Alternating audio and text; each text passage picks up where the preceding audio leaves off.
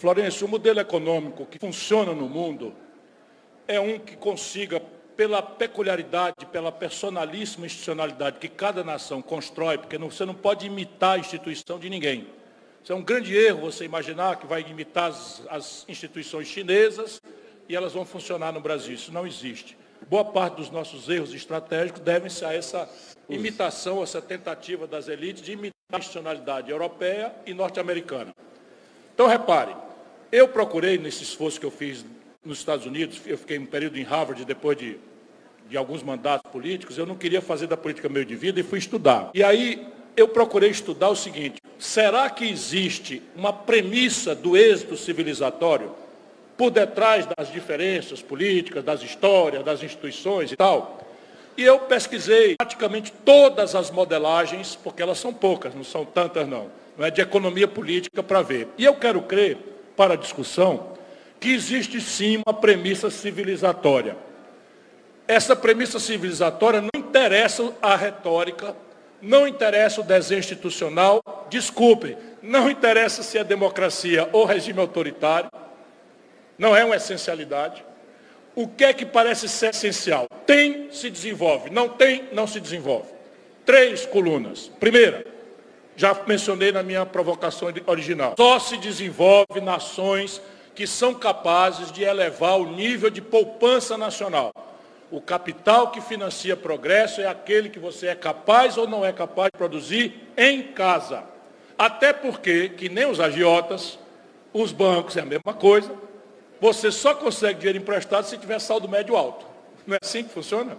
O gerente de banco é assim: se você tem muito dinheiro no banco, ele lembra do seu aniversário, manda cesta de Natal, etc. Se você está com cheque especial furado e liga para tentar quebrar o galho, ele diz que está em reunião, não pode atender. É assim que funciona a finança internacional. Então, só prospera. E aí o seguinte: o que é poupança nacional? É o que sobra no fim do ano entre o que a nação produz e o que a nação consome. É uma explicação simples. É igual em casa. Qual é a sua poupança? É a diferença entre o que você ganha ao longo do ano e o que você gasta. Por regra, a poupança nacional familiar brasileira é negativa. E isso tem uma expressão na nação. O Brasil, quando termina o ano, está sobrando 16,5% de cada R$100 que a gente produz, a gente só consegue poupar 16,5%. Só para vocês terem uma ideia de comparação, a China sobra R$45 de cada R$100 que ela produz. Uma coisa é você entrar o ano com R$16 para encarar o investimento futuro, outra coisa é você entrar com R$45. E o problema brasileiro, que está pontuado na pergunta do Leon Nilson, e a chave de tudo, da virada, é que desses 16,5%, a dívida brasileira, este ano, vai incorporar 9,7% do PIB de juro. Então, como é que eu tenho 16% e a minha dívida cobra de juro 16,5%? De onde é que vem o dinheiro para pagar as coisas? É simples assim. E ao contrário do que o mito neoliberal apregoa, o nível de formação bruta de capital, a poupança de uma nação, não é consequência das forças da gravidade, da loteria, do acaso, não. É consequência de arranjos institucionais que a política, e só ela, danada da política, tão satanizada, faz ou deixa de fazer. Faz bem feito ou faz mal feito. O que é isso na prática? O modelo tributário. Então, o modelo tributário brasileiro está chegando ao pior dos mundos. Eu estou escrevendo um ensaio novo, que é a exaustão do modelo e o preço da rendição. O que é que eu estou falando? O sistema tributário brasileiro está chegando no pior dos mundos, que é a gente com essa crise fiscal dramática, com a carga tributária recorde. O Brasil tem uma carga tributária de 34,5% do PIB. Já não é muito possível imaginar subir isso. E a taxa de investimento, que é o que sobra depois dos gastos correntes, é a menor da história. 0,6% do orçamento brasileiro. Porém, de novo, a caricatura é tão grave no Brasil que você tem por dentro da carga tributária um movimento para fazer que aumenta a poupança. Trocando a incidência injusta, perversa, vocês vão ver, vai nascer nessa tal reforma tributária que estão celebrando. Alô, alô, Roraima, abre o olho, minha irmã querida. Vão ferrar a periferia do Brasil com este projeto. Dizem que a reforma tributária e é só um arranjo na tributação do consumo.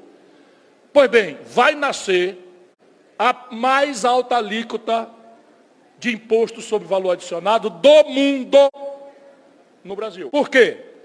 Porque o PIS e a COFINS, que são tributos fiscais criados para cofinanciar a Previdência Social, vão ser fundidas no IVA federal, que vai ser contribuição e não imposto.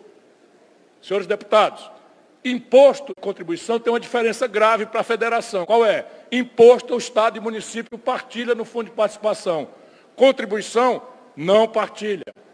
E vai entrar nisso daí o IPI, que é uma das principais fontes do FPE e do FPM dos municípios. Alô, Bonfim, aperta o cinto, a coisa vai piorar e é muito.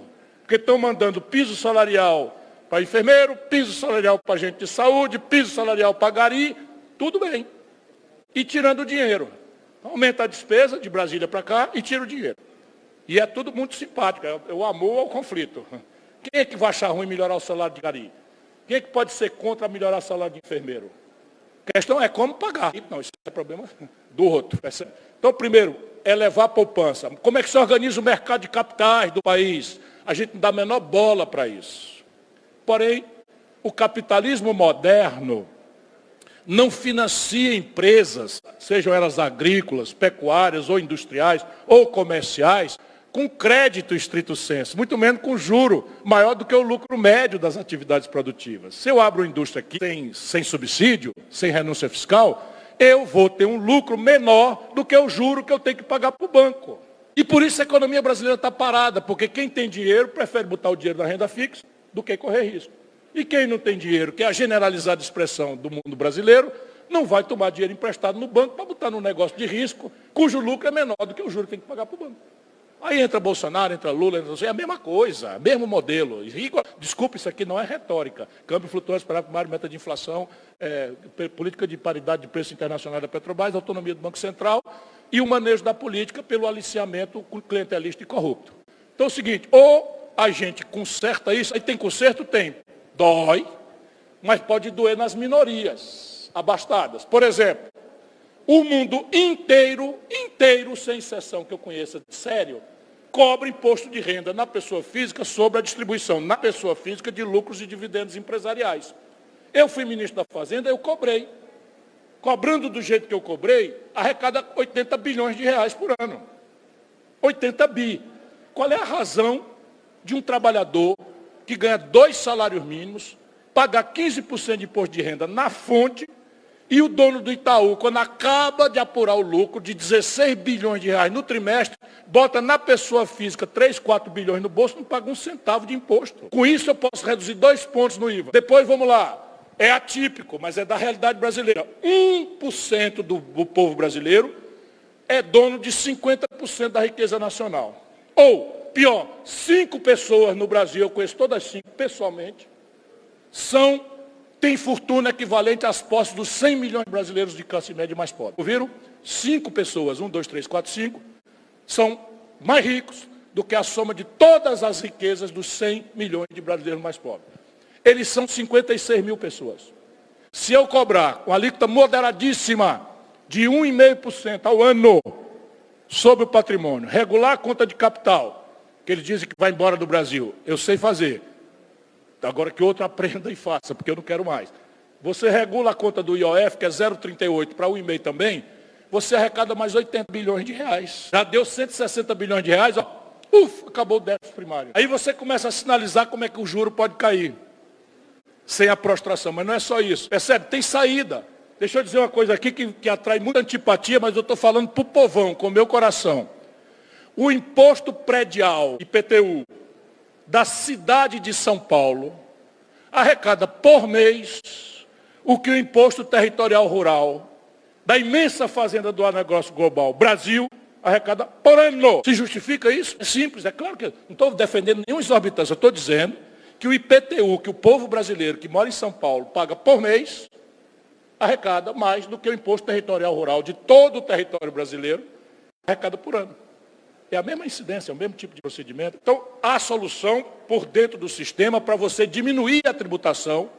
Por exemplo, Lula renovou a promessa ontem de isentar o imposto de renda até 5 salários mínimos. Não vai cumprir, não vai cumprir. Não é porque ele está mentindo, não, é porque ele não para estudar. A crise fiscal brasileira, a gente chama no Ceará, deu na laje. Então, eu estou falando da primeira pedra de civilizatória, respondendo a pergunta. Alto nível de poupança nacional, dei aqui algumas pistas, tem mais 10 de como é que a gente eleva a poupança nacional. A mais importante é redesenhar o modelo previdenciário. E aí também tem detalhes, como fazer, etc. Ninguém quer discutir, só querem avançar contra o valor do salário mínimo para as aposentadorias, que já é o pior salário mínimo das Américas. Anotem aí, o Brasil é a segunda economia mais rica das Américas. Só perdemos para os Estados Unidos em volume de riqueza. Não per capita, mas em volume de riqueza. Pois bem, a nossa economia paga o pior salário mínimo de todas as Américas para os seus trabalhadores. Não é por causa da economia, é por causa da falência do setor público, que é real. E aí querem agora desvincular os benefícios previdenciários do salário mínimo para que o aposentado brasileiro, na hora que a doença aperta, na hora que as dores chegam, que os remédios dolarizados ficam mais caros, tirar do salário mínimo, que já é o mais vil.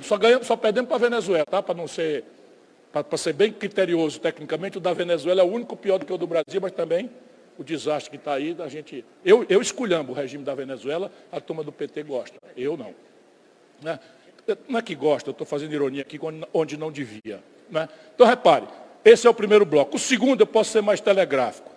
Nunca prosperou nenhuma nação que não tenha achado um ponto ótimo de convergência entre Estado forte, musculoso, dotado de alta capacidade de energia, de intervir, de financiar, de investir, com um empresariado convergente. Ou seja, para o lado dos estatistas, sem empresário não anda.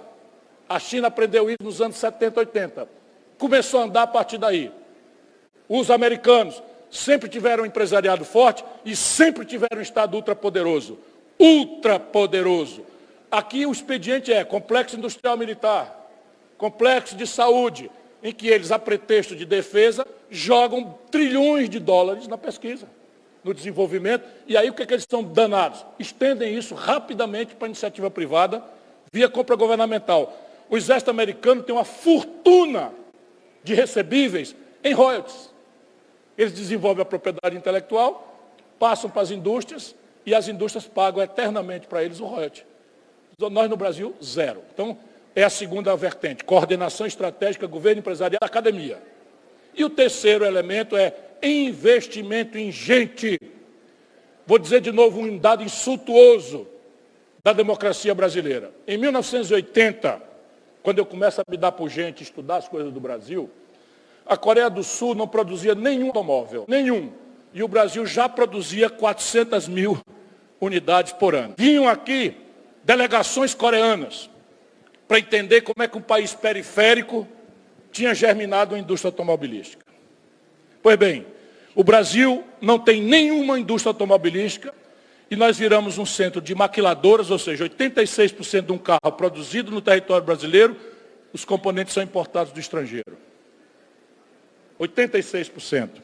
Já foi 40% importado do estrangeiro, 60% nacional. Nós dizimamos a indústria de autopeças brasileiras, paramos no tempo, na mecatrônica, na digitalização, etc., etc., que é o pensamento acadêmico, que é a ciência, a tecnologia e a extensão disso feita pelas instituições do setor público. Pois bem, a Coreia do Sul hoje domina 15% do mercado de automóveis do planeta, com 4 marcas globais. Vocês conhecem a Hyundai, a não sei o que e tal. E, quer dizer, investimento em gente. Como é que a Coreia faz essa virada? Olha aqui. Educação. Que dia foi que a Coreia virou o jogo? Ali pelos anos 80, o governo entendeu que o paradigma pedagógico coreano era lixo, que nem é o brasileiro. Decoreba, conversa mole, enciclopedismo raso, todo mundo sabe um pouquinho de qualquer coisa, e ninguém sabe nada profundamente de coisa nenhuma dialética da escola com a vida, nada, zero, que nem o nosso. Nós vivemos preparando garotos brasileiros para serem cidadãos do século XIX na França. Do século XIX, não é do XX, não. Isso tudo é lixo. E a Coreia fez o quê?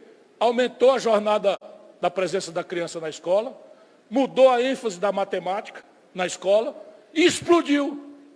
nas engenharias, nas tecnologias e tal. Só a partir disso, é evidente, política industrial de comércio exterior, dirigismo, protagonismo para o setor exportador, tudo o inverso do que o Brasil faz. Tudo o inverso do que o Brasil faz. Então, repare, são 3 pilares, nós estamos mal nos 3, mas dá para fazer. Espera aí, eu ainda estava com as perguntas aqui e eu molhei. Vou lá só na parte financeira. Veja, vamos nos transportar para um endividado. Você não pode responder, como certa esquerda burra faz, de que a solução para o endividamento é calote. Por quê? Porque a substância da dívida pública corresponde à poupança popular. O que é a dívida pública? É o FGTS da classe trabalhadora, que está hospedada lá e vira passiva do governo, porque ela tem que um dia ir pagar para o trabalhador o FGTS. Estão fazendo 1000 demagogias, estão destruindo essa poupança com clientelismos e tal. Nós perdemos os vetores centrais de financiamento de moradia, de saneamento básico, tudo esculhambação no Brasil em geral. Eu fico indignado, eu estou me policiando, porque eu sou agora um acadêmico. A caderneta de poupança das pessoas é ativo do povo, que corresponde ao endividamento do setor público. Certo? Então, não dá para brincar com isso. Dívida é que nem casa, é estoque e fluxo. E aqui está a esculhambação geral, o crime continuado no Brasil. Eu não preciso ter dinheiro para pagar a minha dívida toda, dependendo do pacto de prazos e custos que eu estabeleci com o meu credor. É por isso que as Casas Bahia existem no Brasil. Por quê? Porque o povo quer comprar uma geladeira e não tem dinheiro. Quer comprar um micro-ondas e não tem dinheiro. Custa R$600, mas é a metade do salário mínimo. Então não tem dinheiro. O que a Casa Bahia descobriu com 30 anos de inflação, de juro alto? Casa Bahia, o cara não vai comprar o micro-ondas, mas se eu picar em 24 meses, o fluxo da prestação cabe no bolso do trabalhador. E o trabalhador precisa ou quer ter o micro-ondas e aquela prestação cabe. Então ele não se importa, o que viola a teoria econômica de Chicago, dos conservadores, porque o Brasil é diferente, ninguém entende o Brasil, porque vão estudar lá fora e voltam e não compreendem o Brasil. Então, estou chamando atenção para isso. Não adianta aumentar juro, porque o consumo pelo crediário não cai. Por que não cai? Porque é esse fenômeno. O cara precisa que a prestação seja pequenininha para caber no fluxo. Aí ele não se importa, ou ele engole, porque não tem alternativa, que ele vai pagar 2 micro-ondas e levar só um para casa. Mas no fluxo ele tem 24 meses. Mais ou menos o que está acontecendo com a dívida pública brasileira pelo inverso.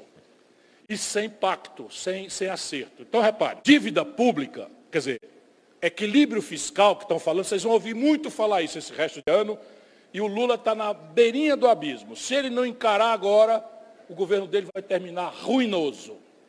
Ruinoso. Eu não sei quanto é que está a taxa de câmbio, eu fui dormir, estava 5,46. Certo? Quando o câmbio sobe, o preço de tudo vai subir. Não é porque o povo compra dólar, é porque o povo tem que comprar remédio. E remédio é tudo dolarizado. Vai subir o pão, vai subir o macarrão, porque não é que o povo compra dólar, compra pão e macarrão que é feito de trigo, o trigo é importado do estrangeiro em dólar. Sabe, a picanha vai ficar mais cara, porque...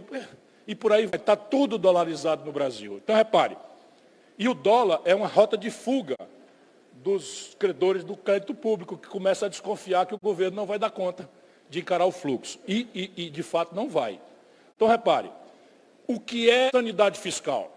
Dado que o Estado é uma entidade peculiar, ele enfrenta, nós pegamos 2 das 3 condições da teoria. Nós vimos agora da prática. Então é o seguinte, o Estado vai à guerra. Ele não pode ir à guerra fazendo conta de padeiro se o imposto que entrou nesse mês dá sobra para comprar equipamento de guerra. Então é uma peculiaridade da literatura para explicar. Mas epidemias também. Mas calamidades também. Nós tivemos epidemia e calamidade para mostrar a peculiaridade do Estado. Então, qual é a lógica do equilíbrio fiscal, que é um valor importante, não gastar mais do que cada? É a sustentabilidade da dívida pública no tempo. Casa Bahia versus consumidor. Então, por definição teórica e na prática do mundo, as dívidas públicas são de longo prazo. Por quê? Porque é aí que se hospeda a poupança de longo prazo da sociedade. Então, eu não preciso ter dinheiro para pagar a dívida, nunca vou precisar pagar a dívida. Eu preciso ter capacidade, no fluxo, de honrar os vencimentos parciais que ela vai fazendo. O que é que o governo brasileiro aceitou fazer com essa autonomização do Banco Central criminosa que fizeram em plena pandemia, sem conversar com ninguém, e infelizmente o Lula aceitou, não mudou nada e foi falando mal do presidente do Banco Central, como se fosse o ombudsman do governo. Ele não ficaria nem eleição e a posse. Ele tinha que sair. Aí, mas não pode demitir. É mentira. É mentira. Lei Complementar 179, artigo 5º, inciso 2º, diz as condições de demissão estão todas dadas. Então, o que está acontecendo no Brasil? A dívida se aproxima de 80% do PIB e está vencendo inteirinha em 4 anos. E 1 trilhão e 500 bilhões estão vencendo agora, no momento em que nós estamos conversando. Sabe qual é o fluxo fiscal capaz de honrar esse galope de vencimento? Nenhum. Não, tecnicamente não existe. Aí, resultado prático, o sistema financeiro bota a faca no pescoço do governo e diz, eu quero um juro real mais alto do planeta. Alegando insegurança. Só que isso é mentira. Por quê? Porque se fosse verdade, o balanço dos bancos estava registrando prejuízo. E eles estão, na verdade, contabilizando recorde sobre recorde. Esse trimestre, 148 bilhões de reais. De juro, eles levaram 800 bilhões de reais nos últimos 12 meses. E isto sai da imprensa. Isso tudo é dívida nossa. Isso é o juro do crediário de todo mundo que está aqui, que paga o preço disso. São os impostos, é a depressão do investimento, é a desqualificação da saúde. Tudo vai por esse dreno, que eu dei o exemplo aqui e tal. Com a educação, a gente gasta 149 bilhões e com juro 800. Compreende? Como é que resolve isso? Fluxo e estoque. Fluxo e estoque. Eu dei aqui fluxo.